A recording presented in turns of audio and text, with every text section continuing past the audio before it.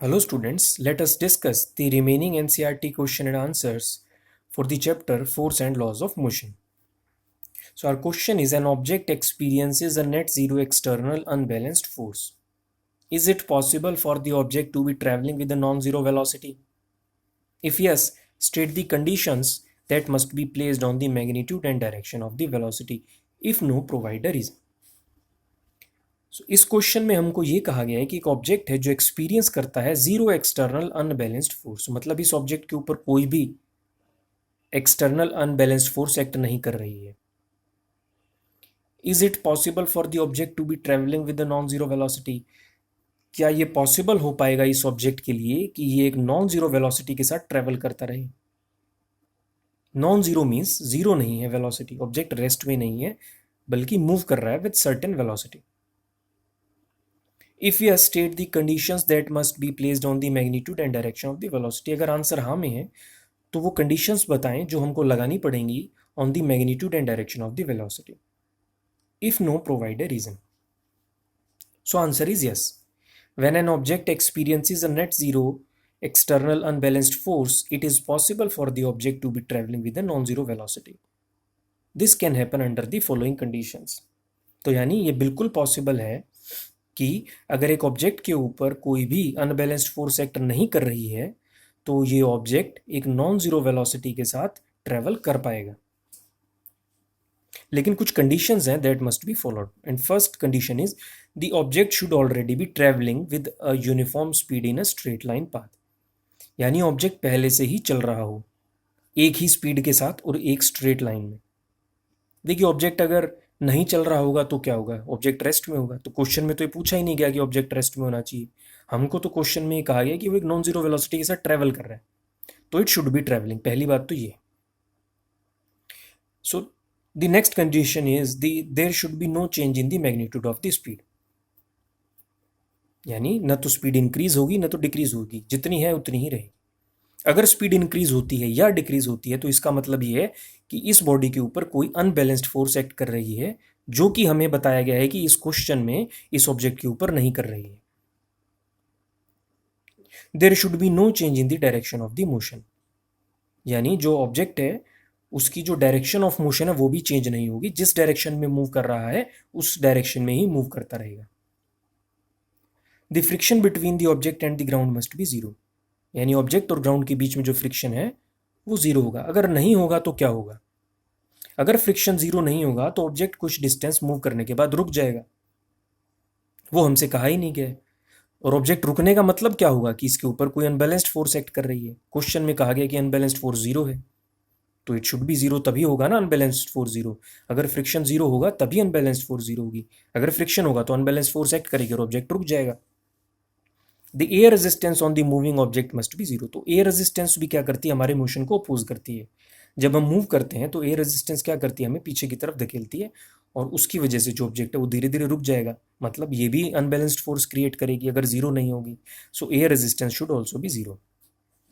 Now if all these conditions are met, then it is possible for the object to be traveling with a non-zero velocity. Next question is, when a carpet is beaten with a stick, dust comes out of it. Explain. So when a hanging carpet is beaten with a stick, it starts moving to and fro. But the dust particles in the carpet, they tend to remain at rest due to inertia. So they will come out of it. यानी जब हम किसी carpet को stick से beat करते हैं तो जो कारपेट है वो मूव करना शुरू कर देता है आगे पीछे टू एंड फ्रो. लेकिन जो डस्ट पार्टिकल्स हैं इस कारपेट में वो इनर्शिया की वजह से रेस्ट में ही रहना चाहते हैं. तो कारपेट मूव कर रहा है, डस्ट पार्टिकल्स रेस्ट में रहना चाहते हैं, तो होगा क्या? वो अलग हो जाएंगे कारपेट से और बाहर आ जाएंगे. Why is it advised to tie any luggage kept on the roof of a bus with a rope? So there are two reasons. Suppose the bus starts moving suddenly. Then due to inertia of the rest, the luggage kept on the roof of the bus tend to remain at rest. Hence may fall down from the roof of the bus. यानी अगर बस एकदम से शुरू होती है, चलना शुरू कर देती है, तो इनर्शिया की वजह से जो छत पर रखा हुआ लगेज है वो रेस्ट में ही रहना चाहेगा. तो होगा क्या? It will fall down. Next, if the moving bus stops suddenly, एकदम से ब्रेक लगा दिए, then due to inertia of the motion, the luggage kept on the roof of the bus tend to remain in motion and hence may fall down off the roof of the bus. But if the luggage that is kept on the roof is tied with a rope, then they cannot fall down when the bus starts suddenly or stops suddenly. तो अगर हम उनको रस्सी से बांध देंगे तो गिरेंगे नहीं नीचे. Next question is, a batsman hit a cricket ball which then rolls on a level ground. After covering a short distance, the ball comes to rest. The ball slows to stop because A. The batsman did not hit the ball hard enough. B. Velocity is proportional to the force exerted on the ball. C. There is a force on the ball opposing the motion. D. There is no unbalanced force on the ball, so the ball would want to come to rest.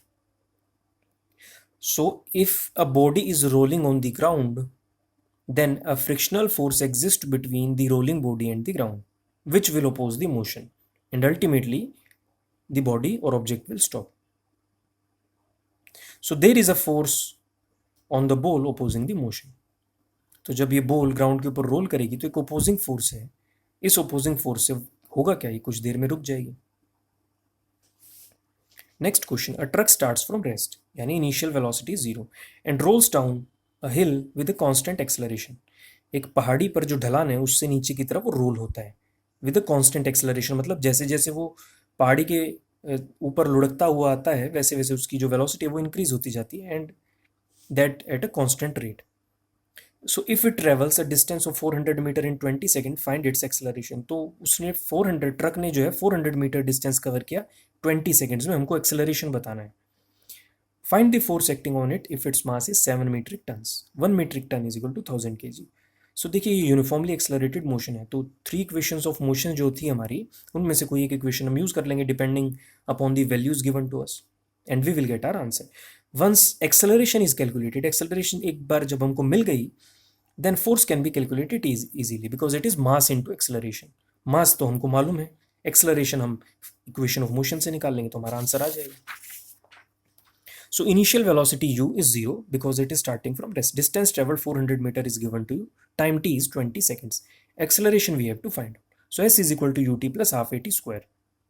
So जो values दी हुई हैं आप उनको रख दीजिए. Only a is not given, so that will be calculated after the solution. So a is equal to 400 by 200. That is 2 meter per second square. So this is the acceleration. Now we have to calculate force. So force is equal to mass into acceleration. Mass is given in tons. So we will calculate the mass in kilograms. So 7 into 1000 into acceleration is 2. So 14,000 Newton. So the force acting on truck is 14,000 Newtons. So the rest of the questions will be discussed in the next lecture.